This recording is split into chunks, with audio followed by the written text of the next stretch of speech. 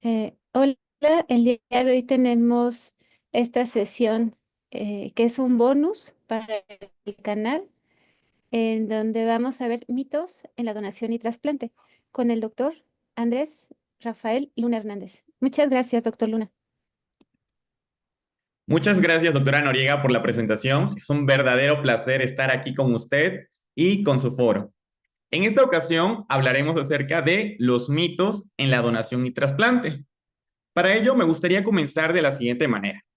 ¿Alguna vez has escuchado a una persona decir, yo no me haría donante porque me dejarían morir para usar mis órganos? Pensemos, ¿cuántos de nosotros seguimos cargando ideas erróneas sobre el proceso de donación, aun siendo parte del sistema de salud que lo promueve? Entonces, hoy más que hablar de técnicas quirúrgicas o criterios de compatibilidad, quiero que hablemos de creencias, de esas que se repiten en voz baja, que generan desconfianza y que lamentablemente frenan decisiones, incluso entre profesionales como nosotros.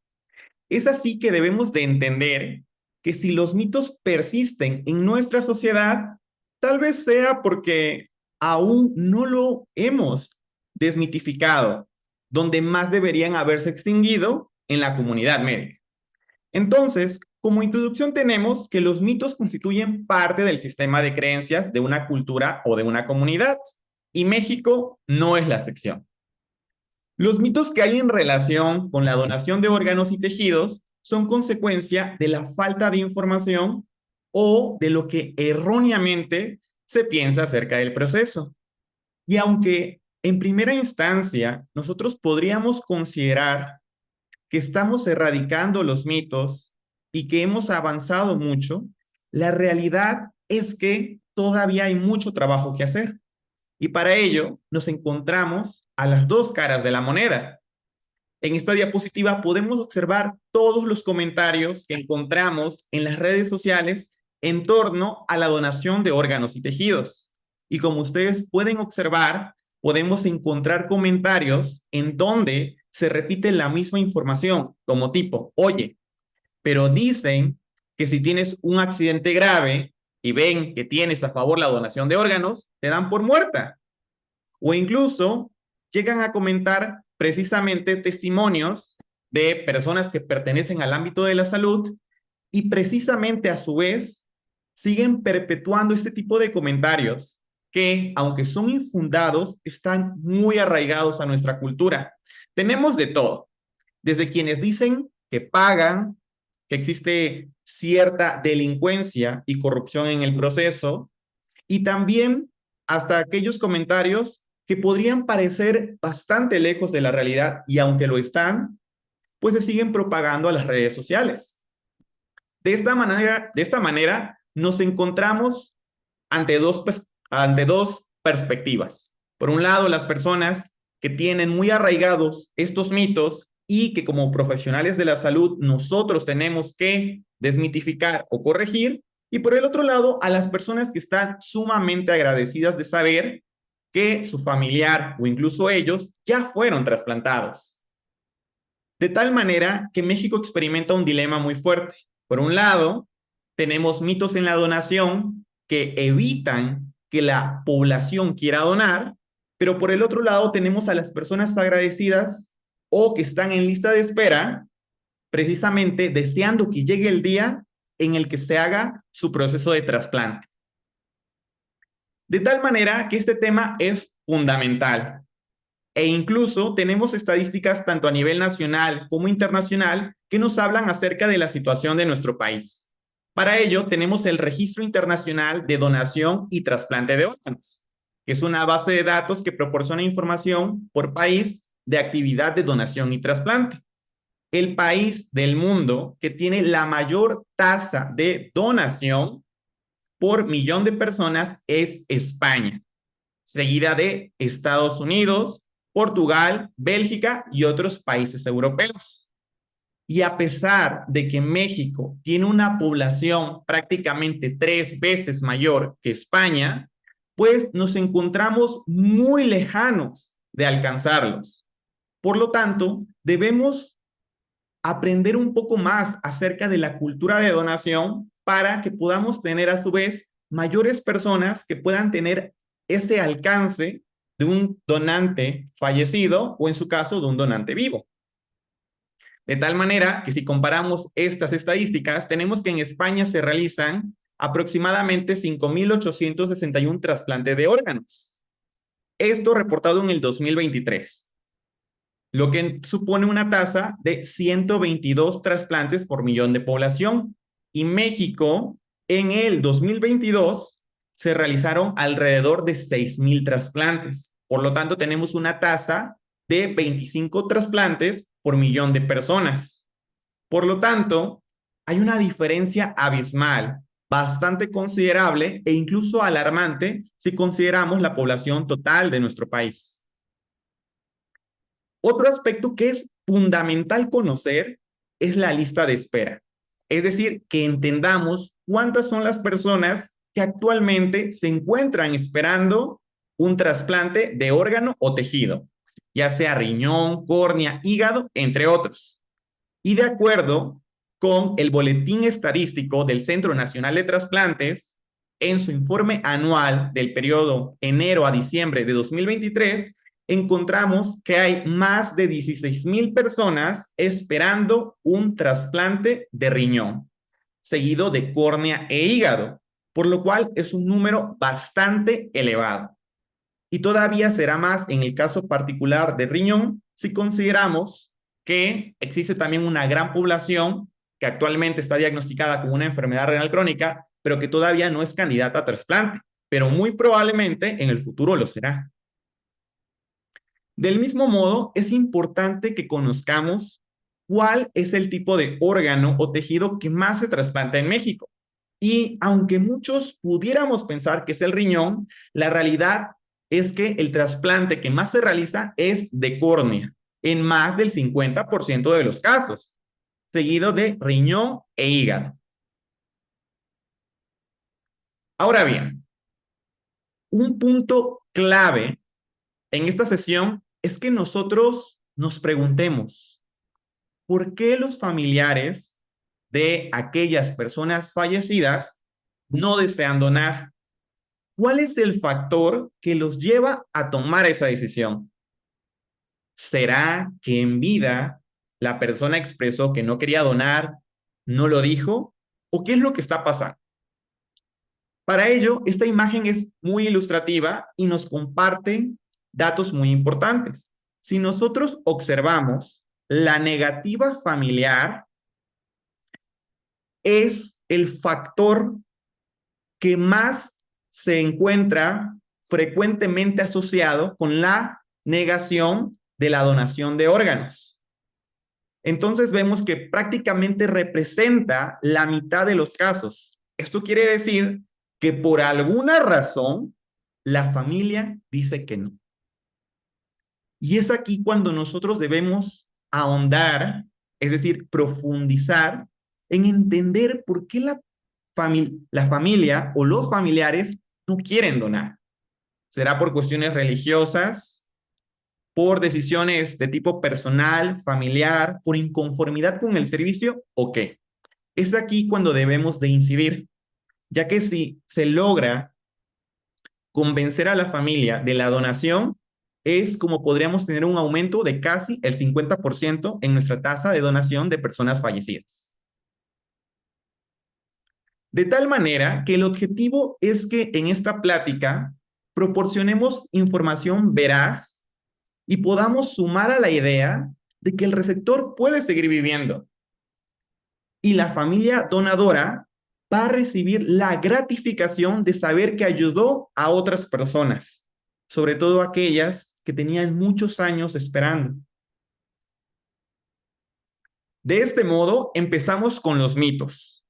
Y aunque pudieran parecer un poco extraños o quizá llamarnos la atención, la realidad es que es un tema que tenemos que prestar mucha atención, no tomarlo con gracia, sino con preocupación, porque como profesionales de la salud debemos precisamente luchar para erradicar estos mitos, de tal manera que las personas se sientan más seguras y confiadas en que el proceso de donación y trasplante de órganos es totalmente altruista, humano y apegado a la ley. Así empezamos con el mito 1. La práctica de trasplantes únicamente beneficia a las clases altas. Muchas personas creen que su estado socioeconómico determina por completo si pueden ser candidatos o no a un trasplante de órganos. Y evidentemente, si pueden recibir o no un órgano tejido. La realidad es que este es un mito, sobre todo si consideramos que la mayor parte de los trasplantes y los procesos de donación se realizan en una institución pública. Pero además de ello, otro aspecto esencial que debemos de comprender es que todos estos mitos han surgido a partir de creencias de la población mexicana, pero la actividad de donación y trasplante de órganos y tejidos está altamente regulada. Entonces, también para proporcionar una gran confianza a nuestros pacientes, debemos explicarles que esta actividad está altamente regulada en un marco legal al que todos debemos de apegarnos. De tal manera que el artículo 327 de la Ley General de Salud nos indica que la posición en la base de datos de espera no tiene en consideración factores como la etnia, edad, ingresos y clase social.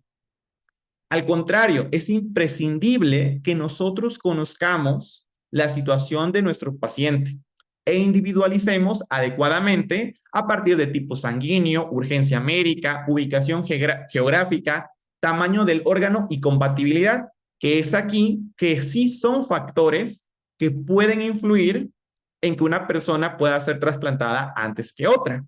Sin embargo, la actividad, y esto lo marca claramente el artículo 327, es altruista, sin fines de lucro y altamente confidenciable. Continuando con los mitos, nos vamos a encontrar, y de hecho fue uno de los comentarios que a su vez presentamos en las redes sociales, el mito 2, que a las personas que requieren un trasplante les cobran por registrarlos o mantenerlos en la base de datos para esperar un trasplante. O incluso que creen que en el sistema público de salud se les va a cobrar todo el protocolo de donación y también el trasplante como tal. Y esto es totalmente falso. Sin embargo, es muy importante tenerlo en cuenta porque si bien hay diferencias o situaciones geográficas en las cuales no todos los hospitales tengan un servicio de donación y trasplante de órganos y tejidos, la realidad es que los pacientes sí pueden llegar a ellos. Y por eso es importante conocer cómo está estructurada la red hospitalaria y poder referir a tiempo, porque es una ayuda que sí se puede realizar. De tal manera que si el paciente es candidato al trasplante, será incluido de manera totalmente gratuita en el Registro Nacional de Trasplantes a través de la unidad hospitalaria. Y este es un registro formal e incluso con connotaciones médico-legales, en donde el médico tratante proporciona un número de identificación al paciente que está registrado a través del SENATRA. En el mito 3 nos encontramos con lo siguiente. Si no deseo donar, de todas maneras se me van a extraer los órganos. Y este es un punto fundamental en nuestro país. Debemos comprender que en el artículo 319 de la Ley General de Salud se establece que la familia es el medio a través del cual se garantiza la voluntad del donador. De tal manera que se considerará disposición ilícita, es decir, ilegal, de órganos, tejidos, células y cadáveres de seres humanos, aquella que se efectúe sin estar autorizada por la ley. Es decir, debemos comentarles a los pacientes que este tipo de actividades en donde la familia no autoriza y se extraen los órganos y tejidos, pues tiene connotaciones legales e incluso es ilícito como lo estamos viendo, por lo cual ellos tienen la última palabra, ellos son quienes autorizan. Y si la familia dice que no, el médico no puede obligar, ya que si no, estamos cayendo en una actividad totalmente ilícita. Por lo tanto, es importante respetar la autoridad de la familia y su decisión. Para ello también es importante que conozcamos algunos artículos que son de gran relevancia en torno a estos temas. Para empezar, la donación de órganos se puede dar por medio de un consentimiento tácito o de un consentimiento expreso. El consentimiento tácito es aquel que no se obtiene por actos del interesado. Es decir, que él en vida como tal no dijo si quería donar o no. Es un consentimiento que se obtiene por su falta de actuación. Entonces es allí cuando la familia puede intervenir, ya que si nos ponemos a pensar cuántas personas de nosotros hemos dicho en vida, le hemos comentado a nuestros familiares o incluso nos hemos registrado para ser donadores. Es un tema que frecuentemente no se habla, que constituye hasta cierto punto un tabú e incluso hay personas que lo consideran de mal augurio. Se pueden alarmar como fue parte de los comentarios que vimos al inicio de la sesión. De tal manera que para la donación de órganos podemos tener un consentimiento tácito o expreso para que en vida o después de la muerte cualquiera de sus componentes se utilicen para trasplantes. Y el artículo 324 nos indica que hay un consentimiento tácito del donante cuando no haya manifestado su negativa, es decir, cuando en vida no dijo que no quería donar. Ahora bien, en cuanto a la familia, este consentimiento puede estar dado por él o la cónyuge, el concubinario, familiares descendientes, familiares ascendientes o incluso hermanos. Sin embargo, nuevamente recalco la importancia de considerar y respetar la decisión de la familia, pues son quienes tienen la última palabra. Ahora bien, vamos a hablar un poco acerca del mito 4. Y nos habla acerca de que el que tiene muerte cerebral no está muerto como tal. La donación de órganos en las personas fallecidas se puede dar por muerte encefálica o por paro cardíaco. Sobre todo, las estadísticas nos dicen que hay que considerar la muerte cerebral como un factor muy importante. Sin embargo, este tipo de conceptos son difíciles de entender por la familia porque consideran que si su corazón sigue latiendo, entonces la persona no ha fallecido. Por lo tanto, no ven correcto que se quieran extraer los órganos de esta persona.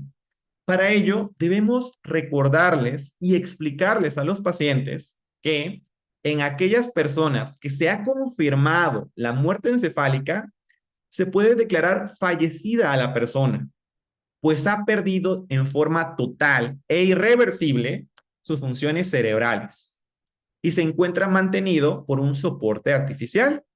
Y nuevamente, la Ley General de Salud en su artículo 343 y 344 nos habla acerca de ello. Debemos tener un gran tacto con el paciente y comentarles que la muerte cerebral o encefálica no es un diagnóstico que se toma a la ligera. Es un diagnóstico en el que sabemos precisamente todo lo que conlleva. Y además de ello, tenemos signos de muerte encefálica que evaluamos adecuadamente y que corroboramos este diagnóstico por medio de una angiografía cerebral o un electroencefalograma. Entonces, debemos explicarles que su paciente, su familiar, ya no regresará a ser como antes, que ha perdido la conciencia y que muy probablemente en poco tiempo, pues su corazón dejará de latir. Por lo tanto, es un candidato a la donación de órganos. En el mito 5 nos encontramos con lo siguiente. Si una persona dona, entregan el cuerpo mutilado y deforme. Y aunque este no ha sido uno de los comentarios más frecuentes en redes sociales, es muy común escucharlo de forma hablada. Muchas personas tienen miedo de que sus familiares donen porque no los quieren ver mutilados o incluso algunos utilizan términos pues mucho más agresivos en donde creen que no va a haber un respeto hacia el cuerpo de su familiar o en donde van a ver imágenes totalmente grotescas que no quieren recordar. Es entonces cuando como profesionales de la salud debemos comentarles y hacer énfasis en que los cadáveres no pueden ser objeto de propiedad y siempre son tratados con respeto, dignidad y gran consideración. E incluso el artículo 346 también hace énfasis en este aspecto. En cuanto al mito 6, debemos desmentir que la donación es obligatoria y por eso nuevamente tomamos en cuenta la voluntad del fallecido o en su caso a los familiares. Porque toda persona es disponente de su cuerpo y podrá donarlo total o parcialmente. Este aspecto también es fundamental porque la familia es quien decide si dona, no dona y qué dona. Es decir, hay familiares que dicen, yo solamente quiero donar riñones, no quiero que tomen las córneas. Hay algunas personas que pueden decir, solamente se va a donar piel, solamente se va a donar hueso o no se va a donar nada. De tal manera que es fundamental recordarlo y tenerlo en cuenta, porque también es un aspecto que está regulado en la Ley General de Salud. En cuanto al mito 7, y que nos habla más específicamente del proceso de trasplante, existen muchos miedos en cuanto al paciente que se va a trasplantar, porque puede haber estos temores desde la cirugía y el riesgo que conlleva hasta algunos otros quizá no tan frecuentes o quizá no tan platicados. Algunas personas pueden pensar que al trasplantar órganos también se trasplantan infecciones y como existe un gran estigma social contra el VIH-Sida, puede ser uno de los mayores miedos que tengan este tipo de personas. Pero es entonces cuando nosotros informamos y también proporcionamos todo este tipo de documentación, protocolo que existe, el cual es muy estricto y riguroso, para que se comprenda que todos los donadores se someten a pruebas muy específicas para garantizar que no haya riesgo sanitario. Es entonces que se llevan a cabo pruebas específicas de laboratorio para descartar hepatitis B o C, VIH, herpes, citomegalovirus o alguna otra enfermedad infecto-contagiosa. Debemos hacer énfasis en que el proceso de donación y trasplante de órganos y tejidos no se toma a la ligera. No es algo que se pueda decidir específicamente para la persona que recibe el órgano de un día para otro, sino que es alguien que ha estado desde hace algún tiempo en un protocolo de trasplante con los estudios correspondientes y que también a la persona que acaba de fallecer también se le hacen esos estudios para garantizar que no haya riesgo sanitario y que sea un proceso que beneficie al paciente, aunque conlleve otros tipos de riesgo como quirúrgico, entre otros. Para ello debemos tranquilizar al paciente y explicarle este tipo de cuestiones. En cuanto al mito 8, nos encontramos con una cuestión muy importante.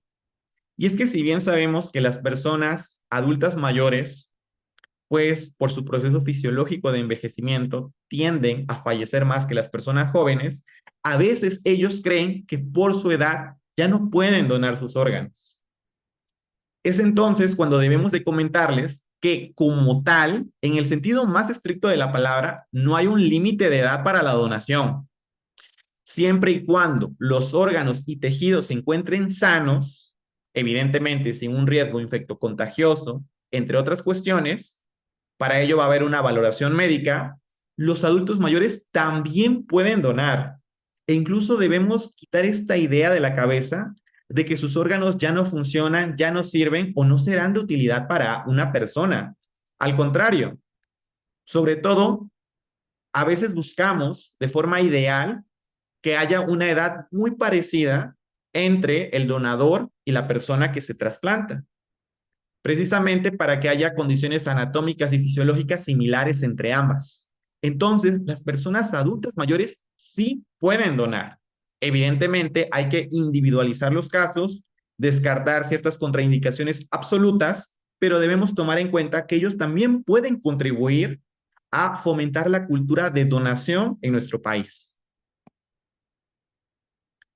En el mito 9 debemos diferenciar un aspecto fundamental y bastante delicado, que es la religión. Si bien existen ciertas religiones que prohíben a sus integrantes recibir transfusiones sanguíneas, debemos de comprender que este aspecto es totalmente diferente a la donación y trasplante de órganos. Para ello, debemos interrogar adecuadamente a nuestro familiar para que entendamos si está de acuerdo o no con la donación y trasplante de órganos. Esto es importante porque la mayoría de las religiones dejan en libertad de conciencia a sus fieles para decidir sobre la cuestión de aceptar o no el trasplante y donación de órganos. Por lo tanto, debemos manejar la situación con mucha delicadeza, respeto a la religión de la persona y entender que la religión como tal no prohíbe la donación y trasplante de órganos.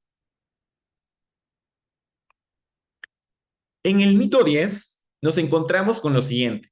Si la familia acepta la donación, van a entregar el cuerpo muchos días después. Y este motivo, este mito, aunque no lo creamos, es una de las mayores barreras que enfrentamos día a día en los procesos de donación de órganos y tejidos. ¿Por qué? Porque entra un factor socioeconómico, que es la funeraria.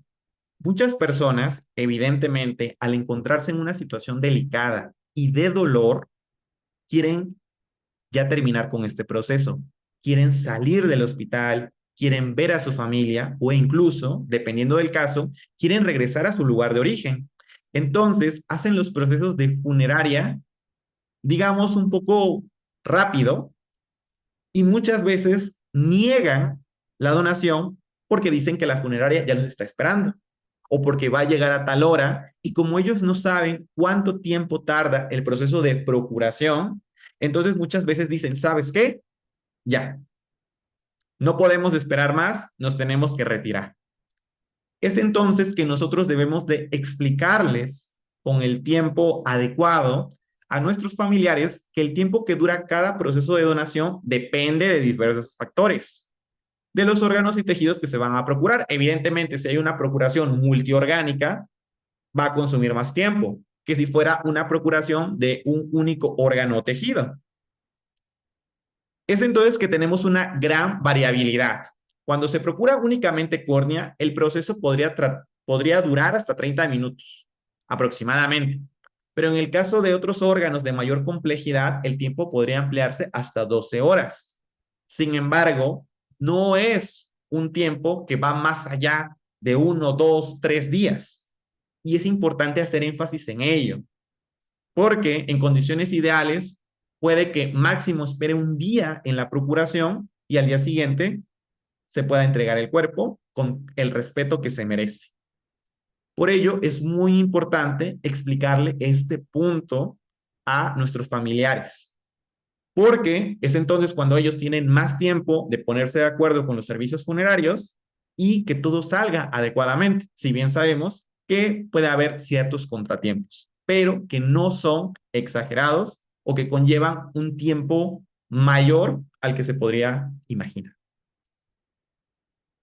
Ahora que hemos visto estos 10 mitos en cuanto a la donación y trasplante de órganos y tejidos, hay otro aspecto que es bien importante tener en cuenta, y son las diferencias que existen entre hombres y mujeres al momento del trasplante. Específicamente hablaremos y lo mencionaremos de forma breve en cuanto al trasplante renal. ¿Por qué? Porque precisamente vimos en la lista de espera que quienes más están esperando un órgano son aquellos pacientes con una enfermedad renal en una etapa terminal. De acuerdo con ello, ¿qué es mito y qué es realidad? Y nuevamente, los artículos científicos nos van a dar la respuesta. Este es un artículo del 2022 que nos habla en cuanto a las diferencias de sexo y género en el trasplante de riñón. Y de forma muy breve nos vamos a encontrar con los siguientes datos que nos llaman bastante la atención. Para empezar, vamos a considerar, como se ve en la siguiente imagen, que los hombres tienen una mayor incidencia de enfermedad renal crónica en etapa terminal. Además de ello, las mujeres esperan más tiempo una vez que están en la lista para trasplante de riñón. También observamos que ellas donan más riñones de lo que reciben, pero que los hombres se trasplantan más. Este punto es muy interesante, porque a pesar de que las mujeres donan más, los hombres se trasplantan más. Y una vez que una mujer está en una lista de espera, se ha documentado a nivel internacional que puede esperar un poco más de tiempo para recibir su trasplante renal. Es importante tomar en cuenta, como lo mencionamos, que no hay un proceso de discriminación como tal o de preferencia en cuanto a la lista de espera. No es que se prefiera que los hombres se trasplanten más o más rápido, sino que hay muchos factores que contribuyen a ello. Para empezar, hay diferencias anatómicas y fisiológicas entre hombres y mujeres. También el protocolo de donación y trasplante en la mujer requiere de más estudios, entonces puede tardar un poco más.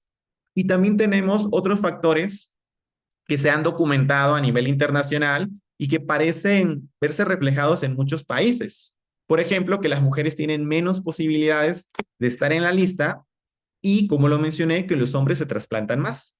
En el caso de México, las mujeres donan más porque se ha documentado que el factor socioeconómico influye mucho.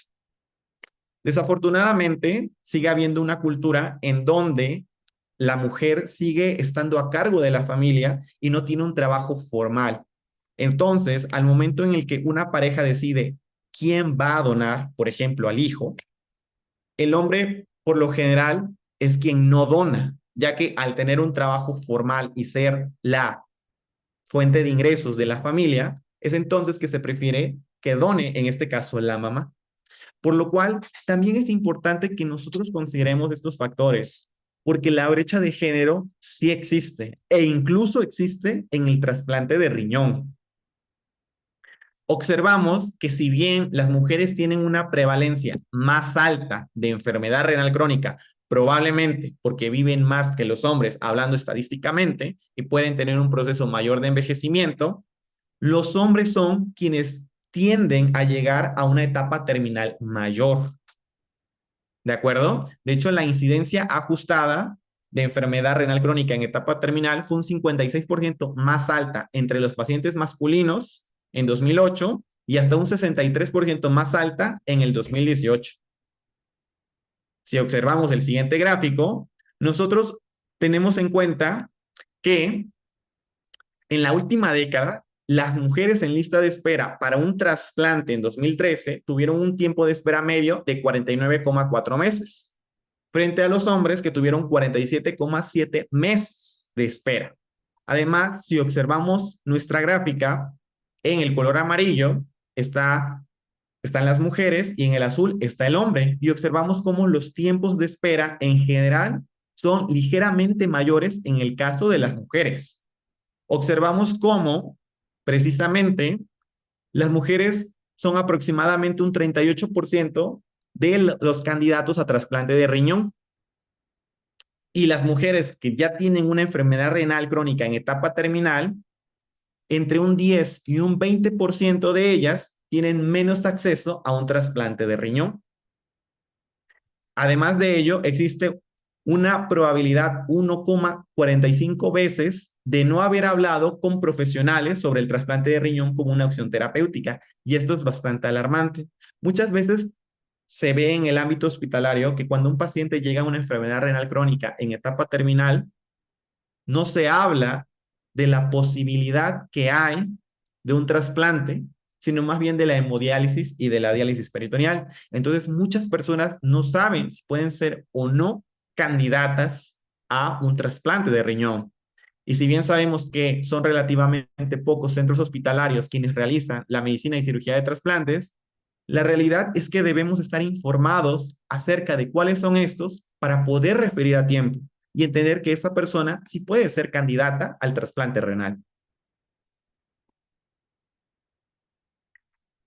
Bueno, antes de terminar, me gustaría compartir con ustedes este poema que es bastante apasionado y nos comparte muchos sentimientos en torno a esta cuestión de la donación y el trasplante de órganos. Se titula Para que me recuerden y comienza de la siguiente manera. Querida familia, si algún día el médico dice que mi mente se ha apagado, que mi conciencia se ha ido y que mi vida se acerca a su fin, entonces no se esfuercen en mantener un suspiro artificial, ni conecten mi cuerpo a hilos de esperanza forzada. En vez de eso, denle mi visión a quien nunca ha visto el amanecer, ni el rostro de un ser querido. Denle mi corazón a quien solo ha conocido infinitos días de dolor y anhela sentir el ritmo de la vida. Denle mis riñones a quien hacía liberarse de la prisión de una máquina. Denle mi hígado a quien necesite limpiar su cuerpo y mis pulmones a quien desea respirar hondo. La esperanza de un nuevo día.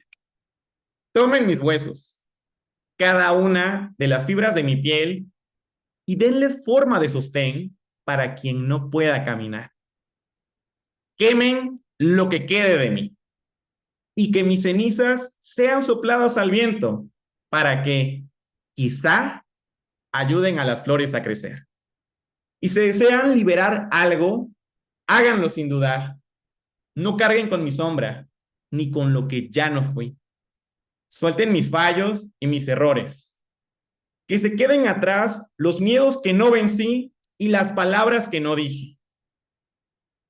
Y si hacen lo que pido, búsquenme en la luz. Porque si otra vida respira con mi aliento, si otro corazón late con el mío, entonces no habré muerto. Habré nacido en otros y viviré eternamente. Muchas gracias. Con esto terminamos. Muchas gracias, doctor Luna. En los comentarios les voy a dejar el contacto del doctor por si tienen algún otro comentario. Muchas Gracias gracias, doctora. nuevamente.